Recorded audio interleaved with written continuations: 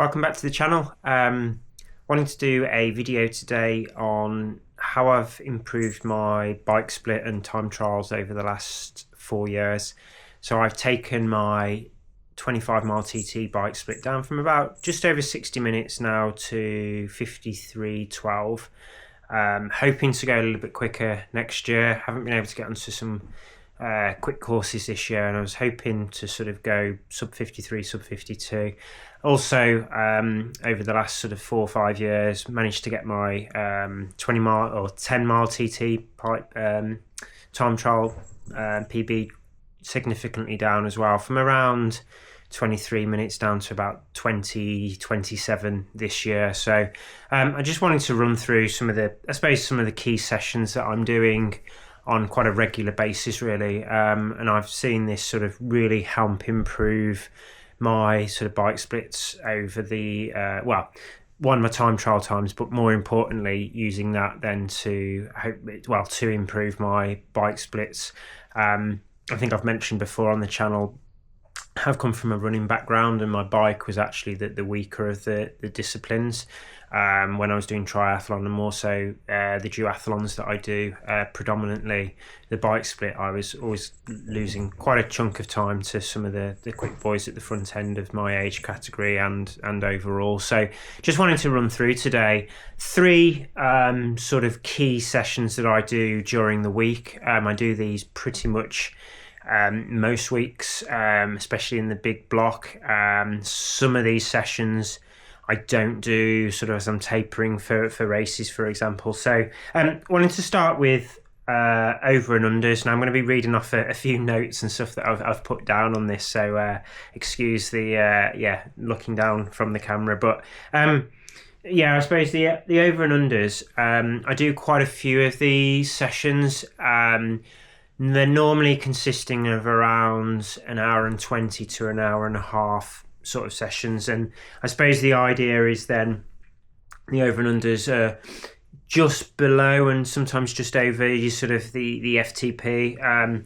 The goal, I suppose, of those intervals is to load, according to the research that I've read, I suppose the goal of the intervals is to load the body with the abundance of lactic during the overs, and then force it to deal with that and process that lactate during the sort of the understate when you're working relatively high intensity still. So the idea being then that you're going from pretty hard to hard, back down to hard. So the over and unders and the segments that I do, like I said, during my 20-week program that I follow, the over and unders sort of increase in terms of the sets that I'm doing and the duration and the sort of the amount of over and unders I'm doing per set. So to begin with, when I'm doing my big block of training, I'll probably start with, for example, it might be a set of 4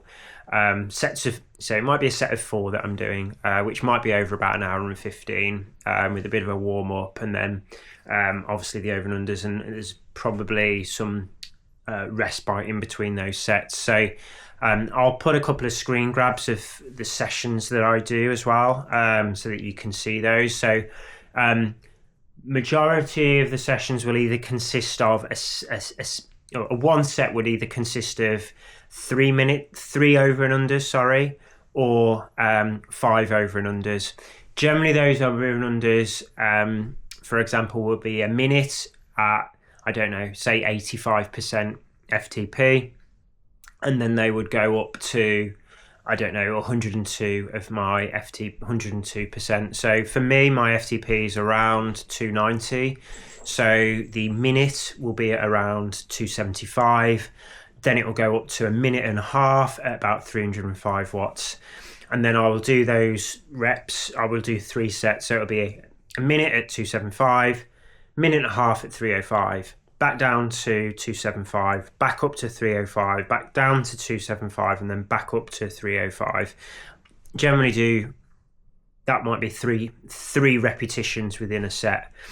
Then within that, I'll probably have about a 4 or 5 minute recovery, probably about 115 watts or 140 watts, something like that, between that sort of really, really easy state. Then go back into another session. So I'll start those 3 over and unders, and I'll do maybe 4 sets, but those sets will build up over a period of 3 or 4 weeks. So I might start with 4 reps, 4 sets, and then I'll probably work up to, I think this week I've done 6 reps, 6 repetitions of those, or 6 sets of those sort of 3 minutes, those over and unders with 3 sets. It'll mix it up as well with the training that I'm doing. So like I said, some of those repetitions and some of those sets, I might do 3 sets. Sometimes though, we'll do 5 reps within sets. So I'll reduce the sets down to maybe 3 sets, but within that, I could be looking at doing 5 over and unders, for example. And that varies throughout the sessions. I think the most I get up to is something like, I think I get up to like 7 over and unders.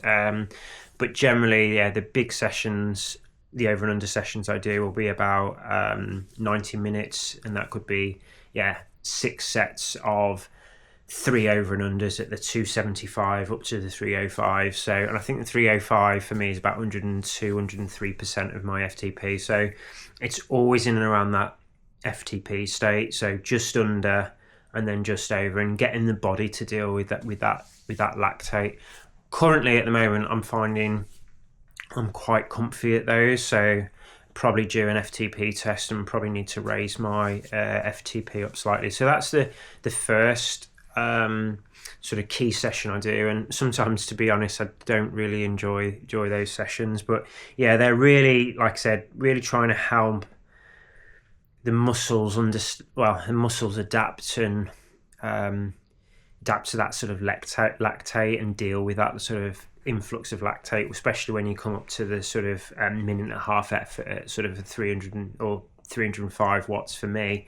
Yeah, that's where the lactate is really sort of driving into those muscles, and then you're sort of coming back down to try and get your body to deal with that, back up, back down, back up. So yeah, I find those sessions really good in terms of getting that body used to that. Now, for me, it's great for my time trials, I suppose, as well. If you're just doing road racing, it's really good. It's really good for that. Or if you're just doing a sprint duathlon where you might be surging in a group and things like that. So that's the first of the sort of the key bike sessions that I do.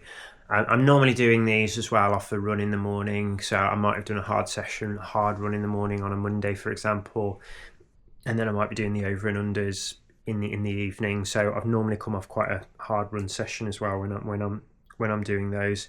The second is sort of like what they call the VO2 intervals. So this is around, I suppose sort of like HIIT training, really, trying to get the body used to that sort of quite intense sort of level of effort. So I suppose this is specifically, these VO2 intervals are specifically trying to improve your VO2 max, which, although I suppose there's different ways that you can increase that. So you can do that by doing a lot of volume, for example, or you can do it in terms of more sort of VO2 max intervals, which obviously means you're doing less volume. So if you're short on time as well, we're not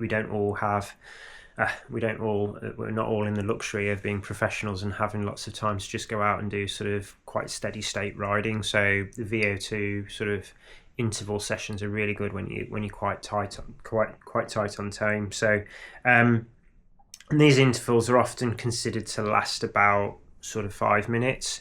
Most of the VO2 max sort of efforts and the VO2 interval sessions that I'm doing are probably in and around 3 minute sort of efforts. And again, generally these are broken up into sets, and then I'm doing a certain amount of reps within those sets. For me, often I don't enjoy these high intensity sort of VO2 sessions. I think the longer intervals and the over and unders I do prefer, but they really help in terms of getting me out of that comfort zone and really trying to improve, I suppose, my VO2. So the types of sessions that within the training that I do, generally start probably at, for example, again, sort of sets of 3, and it might be the start of my VO2 sort of max efforts are maybe about 2 minutes, 2 minute session, like 2 minutes. They're normally up in and around, for me, I think about 120% of my VO2 max. So again, if I'm in and around the 291, 292 mark for my FTP, my efforts are up in and around 350 watts. So probably starting at something like minute or 2 minute efforts. Again, I'll put some screenshots up of the couple of the sessions that I do. I've this week just done a VO2 session on Monday, which was 3 sets of 3 minutes. So I was doing 3 minutes at 350 watts, then coming back down for 3 minutes at 145 watts, back up to 350 for another 3 minutes, back down to 145, and then back up to sort of 350. So the first set would have been 3 efforts, all at 350 watts, with the recovery of 3 minutes, all at about 145 watts. So yeah, so looking at about 120% of my FTP for that effort. And I will do then, after the first set, I think it's a slightly longer recovery. So I'll have my sort of like, I'll do the last 350 watts, come back down to 3 minutes at 115 or 140, and then there'll be another sort of 4 or 5 minutes block off the back of that before going into another set. So which I'll put up on the screen again just to show you what that looks like. So like I said, that's 3, could be something like three sets of 3 minutes. Generally as well, when I'm building up to that, a couple of weeks ago I would have done the 2 minute efforts with the 2 minute recovery. So they're generally like 1 minute effort with a 1 minute recovery, 2 minute effort with a 2 minute recovery, 3 minute effort with a 3 minute recovery. So generally the recoveries are pretty, for what I do, pretty similar to the effort that I'm doing.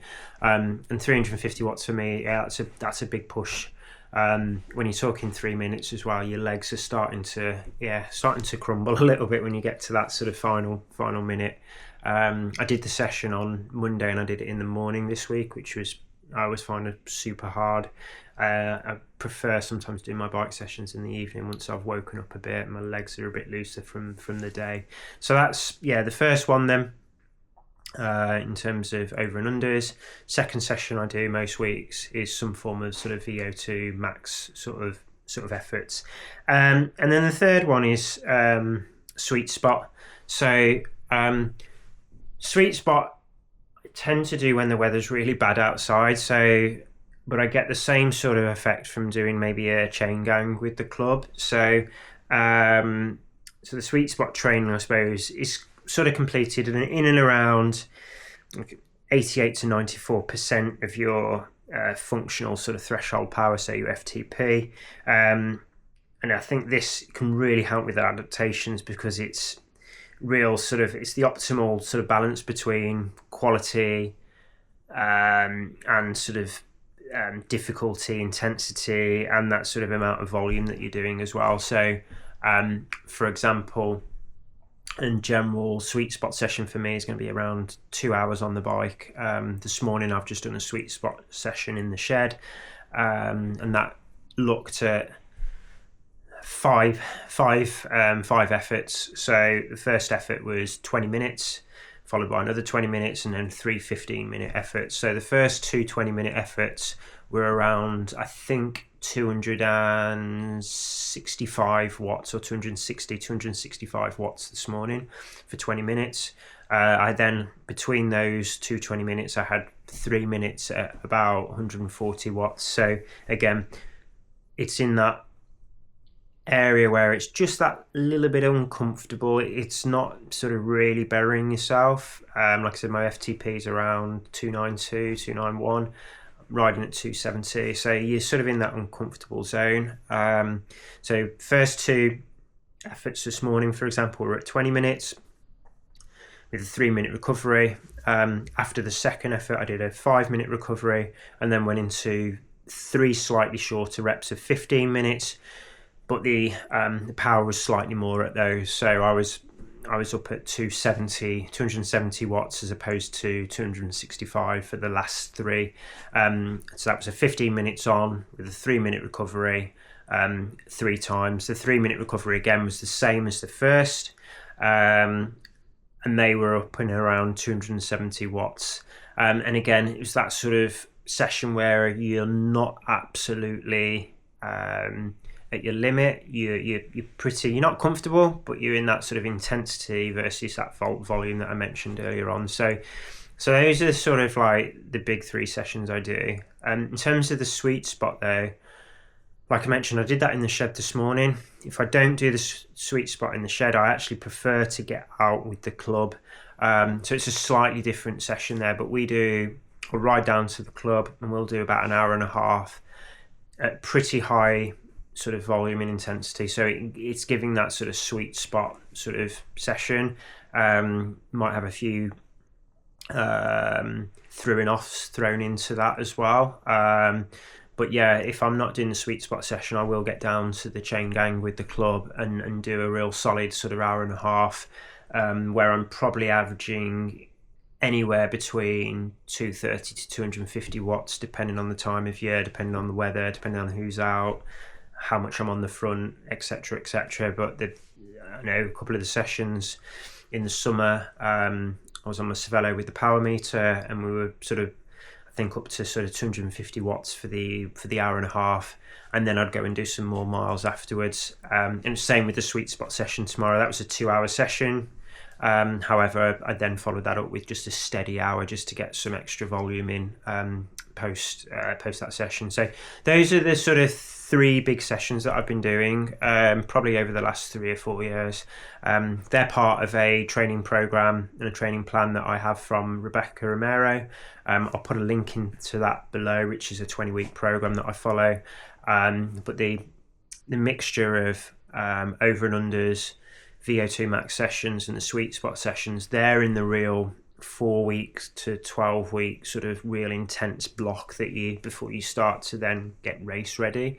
And I tend to follow that program pretty much all year. So yeah, there's the 3 sessions that I've been sort of really pleased with, and I can really see some real benefits that I've been having from that.